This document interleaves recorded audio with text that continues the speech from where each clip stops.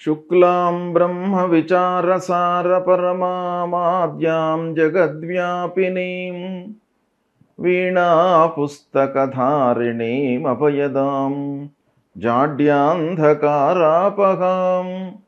హస్తే స్ఫాటికమాలికాం విదదతీం పద్మాసనే సంస్థితాం వందే తాం పరమేశ్వరీం భగవతీం బుద్ధిప్రదాం శారదాం. శ్రీ మహాగణాధిపతయే నమః. శ్రీ మహాసరస్వత్యై నమః. శ్రీ గురుభ్యో నమః. 2024 సంవత్సరము డిసెంబర్ మాసంలో మీనరాశిలో జన్మించినటువంటి వారికి, అంటే మీనరాశి జాతకులకి గోచార ఫలితాలు ఎలా ఉన్నాయో తెలుసుకుందాం. ముఖ్యంగా ఈ డిసెంబర్ మాసంలో సూర్య భగవానుడు మొదటి 2 వారాలు ప్రతికూలంగా ఉన్నాడు. తదనంతరము దశమ స్థానంలోకి ప్రవేశిస్తున్నాడు. దశమ స్థానంలో అనుకూలంగా ఉన్నాడు. ఇక కుజుడు పంచమ స్థానంలో ప్రతికూలంగా సంచరిస్తున్నాడు. బుధుడు 9వ స్థానంలో సంచరిస్తున్నాడు, అనుకూలం. గురువు 3వ స్థానంలో ప్రతికూలంగా సంచరిస్తున్నాడు. శుక్రుడు ఏకాదశ స్థానంలో అనుకూలంగా సంచరిస్తున్నాడు. శనైశ్చరుడు ద్వాదశ స్థానంలో సంచరిస్తున్నాడు, ప్రతికూలంగా ఉన్నాడు. రాహువు జన్మస్థానంలో సంచరిస్తున్నాడు, ప్రతికూలంగా ఉన్నాడు. కేతువు సప్తమ స్థానంలో సంచరిస్తున్నాడు, ప్రతికూలంగా ఉన్నాడు. ఈ విధంగా గ్రహస్థితి ఉంది. ఓవరాల్గా మనం చూసినట్టయితే ఈ డిసెంబర్ మాసంలో మీనరాశి జాతకులకు ముఖ్యమైనటువంటి గ్రహాలు ప్రతికూలంగానే ఉన్నాయి. శుక్రుడు అనుకూలంగా ఉన్నాడు, మిగతా గ్రహాలు చాలా మట్టుకు ప్రతికూలంగానే ఉన్నాయి. కనుక ప్రతికూల ఫలితాలు ఎక్కువగా గోచరిస్తున్నాయి. కనుక నిర్ణయాలను జాగ్రత్తగా తీసుకోవాలి.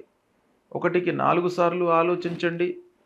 1-2 వారాలలో ఉద్యోగస్తులకు ప్రతికూలమైనటువంటి ఫలితాలు గోచరిస్తున్నాయి. 3-4 వారాలలో కొంత సంతృప్తి ఉన్నప్పటికీ కొన్ని విషయాలలో మట్టుకు మీరు అనుకున్న మేర ఫలితాలు రాకపోవచ్చును. ఇంటి వాతావరణం మట్టుకు సానుకూలంగా ఉంటుంది. ఇంటి వాతావరణం బాగానే ఉంటుంది. భార్య పిల్లలతో సంతృప్తిగా ఉంటారు. చేతిలో ఉన్నటువంటి వ్యాపారము ఒక మోస్తరుగా కొనసాగుతుంది.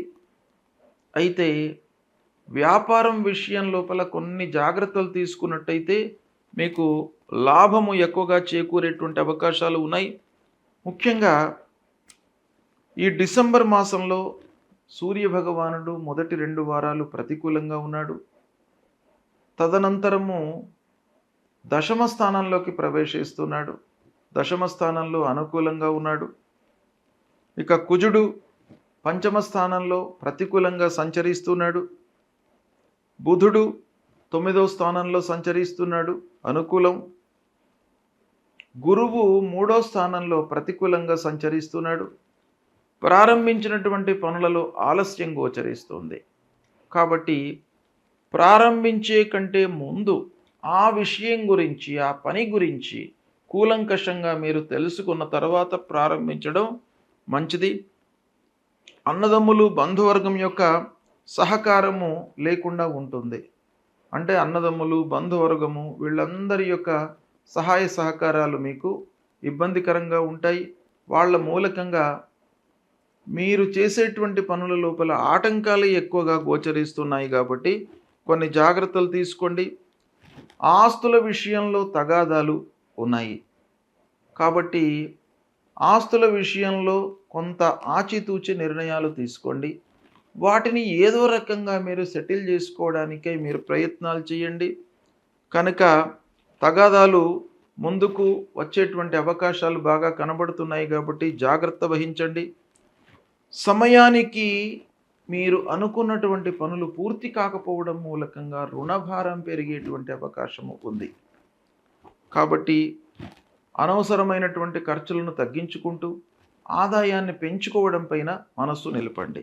ఇక మిషనరీలు, వాహనాల మూలకంగా రిపేర్లు ముందుకు వస్తాయి.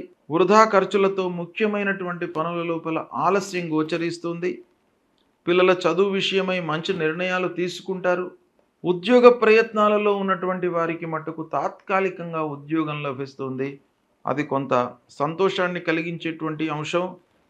ఉన్నత విద్యకై చేసేటువంటి ప్రయత్నాలలో ఆర్థికంగా కొన్ని ఆటంకాలు, ఆర్థిక స్థితి అనేటువంటిది మనను కొంత వెనకడుగు వేయించేటువంటి అవకాశాలు బాగా కనబడుతున్నాయి. అనవసరమైనటువంటి ఆలోచనల మూలకంగా భయము, ఆందోళన చేకూరే అవకాశము, వృధా ప్రయాణాలు ఉంటాయి. ఈ విధంగా ఫలితాలు ఉన్నాయి కాబట్టి మీనరాశిలో జన్మించినటువంటి వారికి ప్రతికూలతనే ఎక్కువగా కనబడుతుంది. సూర్యుడు అదృష్ట స్థానంలో సంచరిస్తున్నాడు మొదటి 2 వారాలు. కనుక శారీరక శ్రమ ఎక్కువగా ఉంటుంది. కనుక సూర్య భగవానుణ్ణి మీరు ప్రతినిత్యం కూడాను పూజించండి, నమస్కారం చేసుకోండి. కుజుడు పంచమ స్థానంలో ఉన్నాడు. అంటే కుజ భగవానుడి యొక్క అనుకూలత కూడాను లేదు. సుబ్రహ్మణ్యేశ్వర స్వామిని కొలవండి, లక్ష్మీ నరసింహస్వామిని కొలవండి. లక్ష్మీ నరసింహస్వామి యొక్క కరావలంబ స్తోత్రాన్ని ప్రతినిత్యం కూడాను పారాయణం చేసుకోండి. గురు భగవానుడికి సంబంధించినటువంటి మూలమంత్రాన్ని ప్రతినిత్యము జపించండి.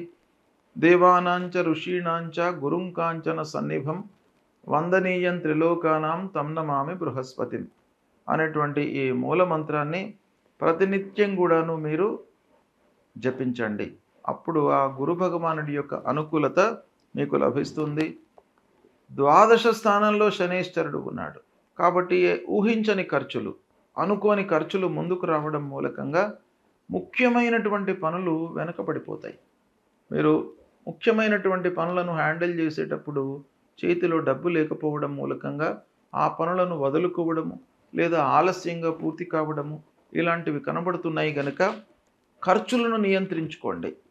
ఆ శనేశ్వరుడి కొరకై నవగ్రహ దేవాలయానికి వెళ్ళి నవగ్రహ దేవాలయం లోపల ఆ నవగ్రహాల లోపల పశ్చిమ స్థానంలో ఉండేటువంటి ఆ శని భగవానుడి యొక్క విగ్రహం పైన నువ్వుల నూనెతో అభిషేకం చేయండి. తర్వాత రాహుకేతువులను కొలవండి. రాహు జన్మస్థానంలో ఉన్నాడు, కేతువు కూడాను సప్తమ స్థానంలో ప్రతికూలంగా ఉన్నాడు. గనుక విఘ్నేశ్వరుణ్ణి పూజించండి, అమ్మవారిని పూజించండి. ఈ విధంగా చేయడం మూలకంగా ఈ పరిహారాలు చేయడంతో మీకు అనుకూలమైనటువంటి ఫలితాలు ఉంటాయి. శుభం.